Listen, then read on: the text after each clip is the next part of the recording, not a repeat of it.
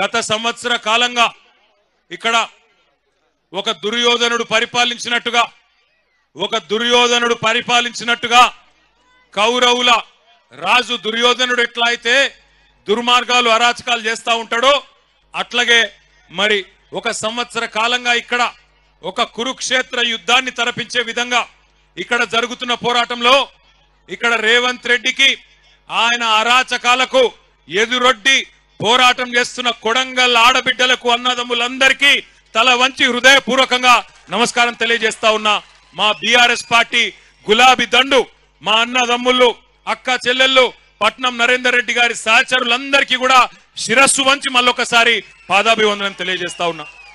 సంవత్సర కాలంగా కొడంగల్లో ఒక కురుక్షేత్రం మాదిరిగా యుద్ధం నడుస్తా ఉన్నది.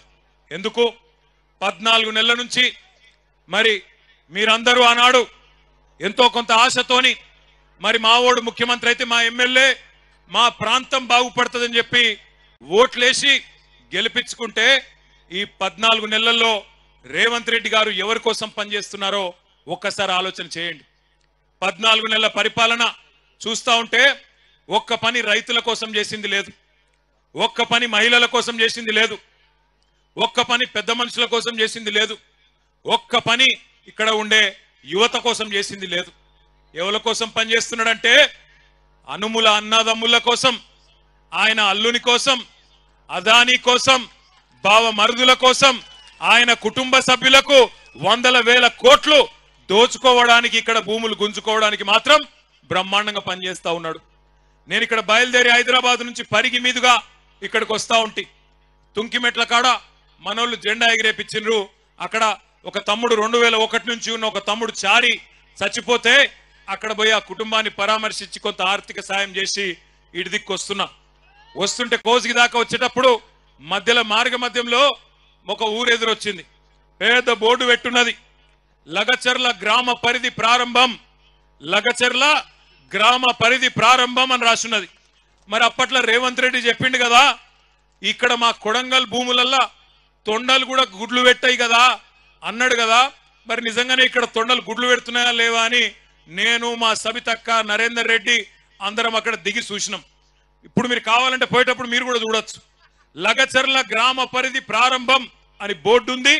బోర్డు పక్కకే భూముల నిండా పచ్చని వరి పంటలు బ్రహ్మాండంగా మొత్తం ఇక్కడికెళ్ళి అక్కడ దాకా విస్తరించున్నాయి. మరి నేను అనుకుంటే ముఖ్యమంత్రి ఉండేవాడని అబద్ధం చెప్తాడా? ముఖ్యమంత్రి ఉన్నోడు ఎవరన్నా అబద్ధం చెప్తారా? తొండలు గుడ్లు పెట్టాయి కొడంగల్ భూములల్లా అన్నాడు.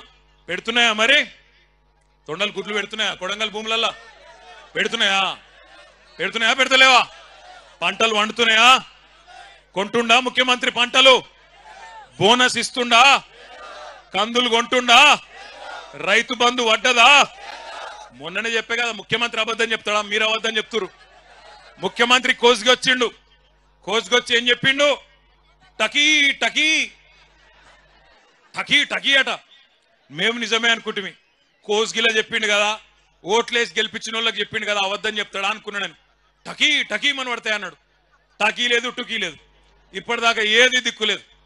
ఒక్కల కన్నా ఇక్కడ మొత్తం కొడంగల్లా రైతు బంధు పైసలు పడ్డోళ్ళు ఒకసారి శైలా పట్టుర్రి.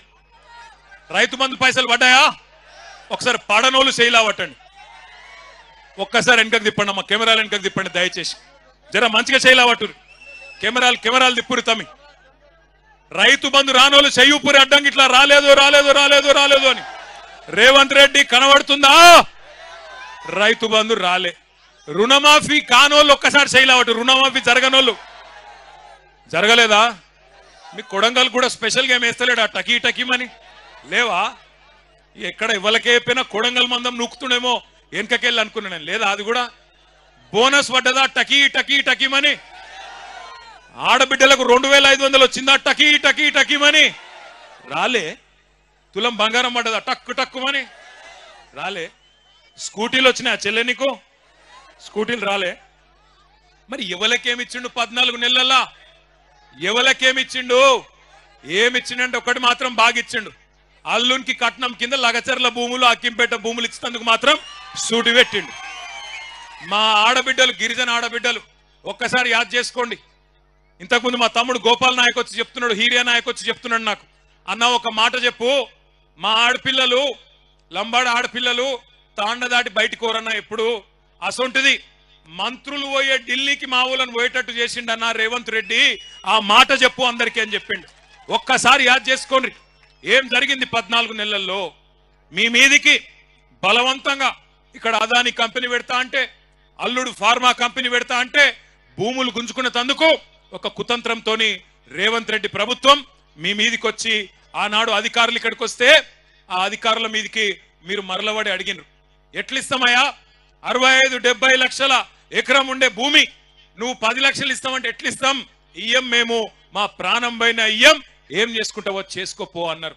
అంటే ఆ రోజు ఏమైంది, కలెక్టర్ మీద హత్యా ప్రయత్నం జరిగిందని చెప్పి రేవంత్ రెడ్డి గారు ఆయన ప్రభుత్వంలోని మంత్రులు కేసులు పెట్టి 70 మంది మీద కేసులు పెట్టి, అందులో కాంగ్రెస్ వాళ్ళు కూడా ఉండే నిరసన చెప్పిన వాళ్ళ కాంగ్రెస్ వాళ్ళని కట్ చేసిండ్రు, బీజేపీ వాళ్ళని కట్ చేసిండ్రు, ఒక్క టిఆర్ఎస్ వాళ్ళని మాత్రం 40 మందిని మా సోదరుడు పట్నం నరేందర్ రెడ్డి గారితో సహా 40 మంది రైతులను ఆ రోజు సురేష్ ని గాని ఇంకా మా హీరియా నాయకును మా గోపాల్ ఇంకా చాలా మందిని, ఒకరిద్దరిని కాదు 40 మందిని సురేష్ తో సహా తీసుకొని పోయి జైల్లో పెట్టినారు.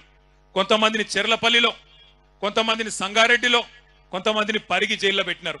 పెడితే నేను నరేందర్ రెడ్డి దగ్గర పోయినా, ఎట్లున్నాడో ఏమో నరేందర్ ఆరోగ్యం బాగలేదంట అని నేను ఆయన కాడికి పోయినా, ఎట్లున్నావన్నా అని పోతే నాకేం చెప్పిండు తెలుసా నరేందర్ రెడ్డి, అన్నా నేను మంచిగానే ఉన్నా, అవసరమైతే కొడంగల్ రైతుల కోసం నెల రోజులు కాదు సంవత్సరం మొత్తం జైల్లో ఉంటా, నువ్వు వాపస్ పో, నువ్వు పోయి అక్కడ ఉండే మా రైతులను నిడిపి అన్నా, నేను కావాలంటే సంవత్సరం ఉంటా. రేవంత్ రెడ్డిని గతంలో నేను ఓడగొట్టిన 2018లో, అందుకే ఆయనకు నా మీద కోపం ఉంటది, కానీ ఆయన కోపం ఆయన తీరేదాకా నన్ను జైల్లో ఉండమంటే ఉంటా, కానీ వాళ్ళ నిడిపి అన్నా, వాళ్ళ కోసం పో అన్నాడు. అప్పుడు నేను, మా సత్యవతి రాథోడ్ గారు, సబితక్క, శ్రీనివాస్ గౌడ్ అన్న, ఆర్ఎస్ ప్రవీణ్ అన్న, మాలో కవితమ్మ అందరం కలిసి ఈ రైతు ఆడబిడ్డలు, నిజానికి మీకు తెలుసు నేను దుర్యోధనుడు అని ఉత్తగానే అనలే. దుర్యోధనుడు ఒకప్పుడు పాండవులను వాళ్ళ ఊళ్ళో ఉండనీయకుండా అడవికి పంపించిండు. ఓ గట్లనే రేవంత్ రెడ్డి కూడా మా ఆడబిడ్డలను వాళ్ళ తాండలో ఉండనీయకుండా అర్ధరాత్రి వాళ్ళ తాండల మీద తలుపులు వాళ్ళకు కొట్టి ఆడోళ్లను ఇష్టం వచ్చినట్టు వాళ్ళను ముట్టడమే కాకుండా, ఇష్టం వచ్చినట్టు అవమానించడమే కాకుండా, బూతులు మాట్లాడటమే కాకుండా, పుట్టకొకలు చెట్టుకొకలు అన్నట్టు ఎక్కడోళ్ళని అక్కడ జంగల్ పొంట ఉరికిచ్చిండు. అందుకే నేనన్న దుర్యోధనుడు అని ఉత్తగానే అనలే.